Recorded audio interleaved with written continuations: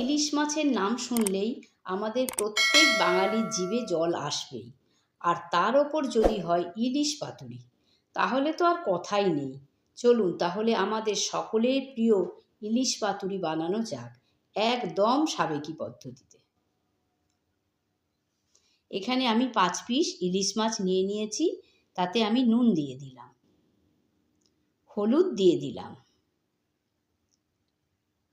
সর্ষের তেল দিয়ে দিলাম।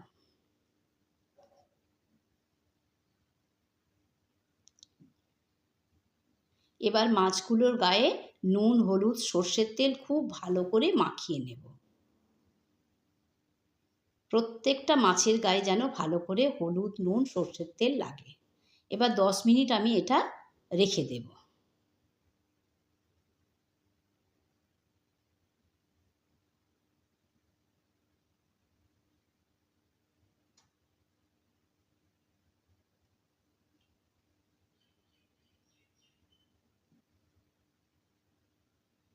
একটা কাঁচের বোল নিয়ে নিয়েছি। এখানে আমি 2 চামচ কালো সর্ষে দিয়ে দিলাম,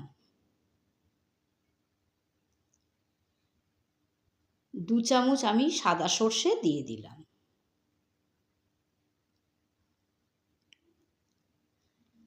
2 চামচ আমি পোস্ত দিয়ে দিলাম। চামচের সাহায্যে খুব ভালো করে মিশিয়ে নেব। 4-5টা কাঁচা লঙ্কা দিয়ে দিলাম। এটা আমি পেস্ট করে নেব। একটা বোল নিয়ে নিয়েছি। যে পেস্টটা করেছি সেটা আমি এতে দিয়ে দেব। নারকেল বাটা দিয়ে দিলাম, টক দই দিয়ে দিলাম, নুন দিয়ে দিলাম, হলুদ গুঁড়ো দিয়ে দিলাম, সর্ষের তেল দিয়ে দিলাম।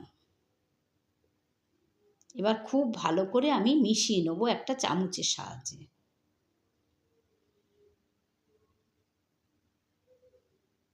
মেশানো আমার হয়ে গেছে।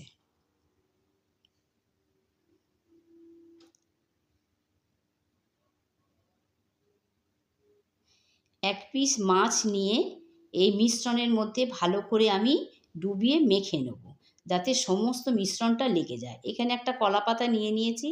কলা পাতার উপরে আমি 1 পিস মাছ দিয়ে দিলাম। একটু সর্ষে বাটাও দিয়ে দিলাম।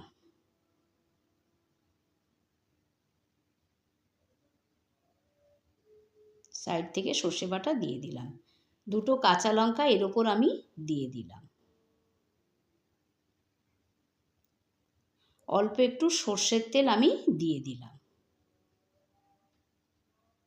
এবার কলা পাতাটা আমি খুব ভালো করে মুড়ে নেব, যাতে ভেতর থেকে কোনো জিনিস বেরিয়ে না যায়।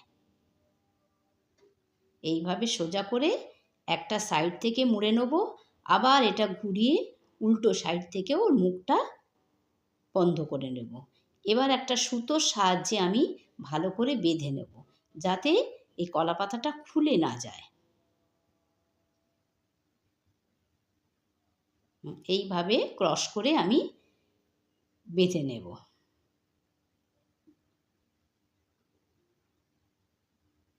একটা গিঁট দিয়ে দেব, যাতে খুলে না যায়। এইভাবে বাকিগুলোও আমি তৈরি করে নেব। একটা তাওয়া নিয়ে নিয়েছি। তাওয়াটা গরম হয়ে গেছে। ওতে সর্ষের তেল কিছুটা দিয়ে দিলাম। একটা ব্রাশের সাহায্যে এটা ভালো করে চারিদিকে লাগিয়ে নিলাম। এবার এক একটা করে পাতুরি আমি এর মধ্যে বসিয়ে দেব। আমার তাওয়াতে 3টে পাতুরি ধরেছে।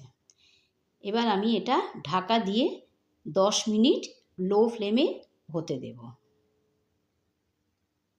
10 মিনিট হয়ে গেছে।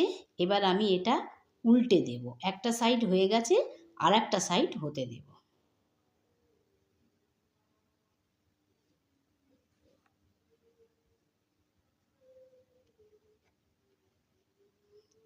এবার আমি এটা 15 মিনিট ঢেকে রেখে দেব। পাতুরি আমার হয়ে গেছে। এবার আমি এটা উঠিয়ে নেব। ইলিশ পাতুরি আমার তৈরি। এবার একটা পাতুরি খুলে আমি দেখাচ্ছি যে কতটা সুন্দর হয়েছে।